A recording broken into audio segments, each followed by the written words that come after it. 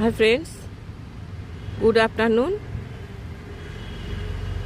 দেখুন আর একটা উইয়ের ঢিবি।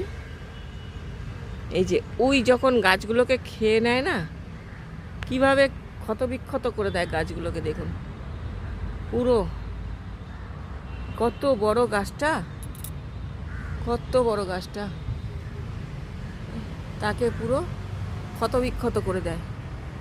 কত সাংঘাতিক এই উই পোকা, চিন্তা করুন কোন জায়গায় গিয়ে খেয়েছে।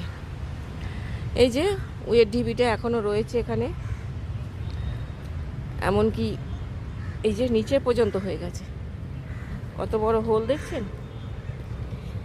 এই হোলগুলোই একটা সময় শীতকালেতে সাপের বাসা হয়ে যায়। সাপেরা তো গর্ত করতে পারে না, সাপেরা এইভাবেই এই হোলের মধ্যে ঢুকে বসে থাকে, রাতি মানে শীতকালটা পুরো কাটায়।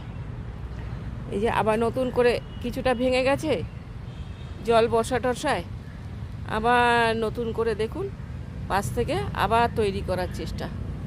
এইভাবেই এগুলো বড় আকার নেয়।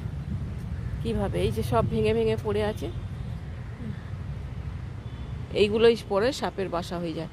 কিভাবে দেখুন, এই যে খেতে খেতে খেতে খেতে গাছটার অবস্থা কি করেছে দেখেছেন? এই যে দেখুন গাছটা পুরো সম্পূর্ণ কোথায় চলে গেছে। এইভাবে গাছগুলোকে এরা মৃত্যুর মুখে পাঠিয়ে দেয়। দেখুন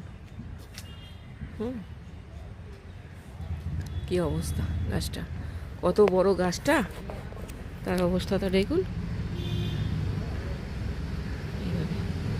এইভাবে এখানে প্রচুর উই পোকা আছে। ওই পোকার ঢিবি, বিরাট বড় বড় ঢিবি করে, সে ঢিবির মধ্যে এইভাবে।